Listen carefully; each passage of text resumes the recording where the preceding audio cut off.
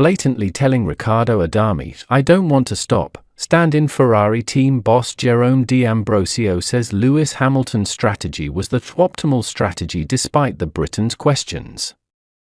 Not for the first time this season, his debut campaign as a Ferrari driver, Hamilton questioned the strategy set out for him by the Ferrari pit wall at the Austrian Grand Prix.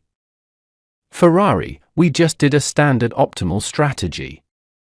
Running fourth behind his teammate Charles Leclerc after the McLaren teammate scampered off into the distance, Hamilton wanted to stay out on his hard Pirellis. So began the debate with his race engineer Adami. "Hamilton, my tires are okay. Can I extend? How many more laps left?" Adami, and box, 20 laps. Hamilton, "I don't want to stop." Adami, box. Hamilton pitted, his two-stop strategy resulting in a P4 finish with every one of the top 5 drivers using a two-stopper and Liam Lawson in P6, the first of the drivers on a one-stop strategy. Hamilton brushed it off, saying, "I didn't know how many laps there were, to be honest, at the time. The pace wasn't looking great, but I felt like I could keep going." D'Ambrosio, standing in for Fred Vasseur after he left the track for personal reasons, was also quick to downplay any talk of discontent, putting it down to choosing the optimal strategy given Ferrari were in a race of their own. "No, I think it was more question of a matter of setting, so staying a few more laps. In the end, it's nothing out of the norm," he told the media, including we. "What we tried to do as a team was to, and Austria is very much like that, you try to do your optimal strategy. You try to optimize your race time. That's what we did with both drivers. To be honest, there was no incentive in doing anything different, because the McLarens were clearly far ahead and George quite far behind. So we were in between them with both cars. We just did a standard optimal strategy, and that was the most straightforward thing to do.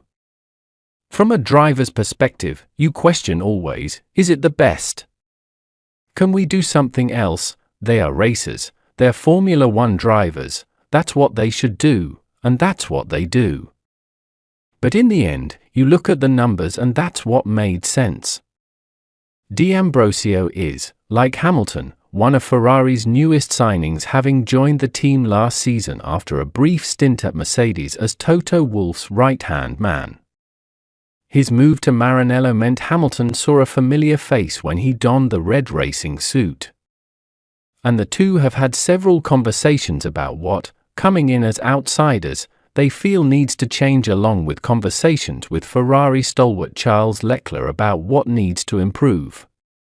"Well, I've been in the team now since October," said D'Ambrosio, "and Lewis has been in the team since January, so we've had a lot of discussions. How can one improve? And this is what we do.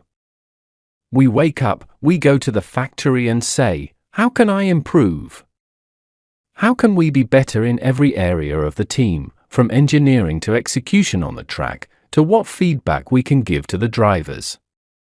How can we help one another as a team to move forward?" And that's true in every single area of the team.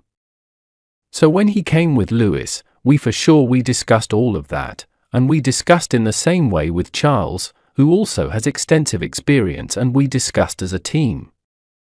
We have regular meetings to discuss these things on how to best move forward.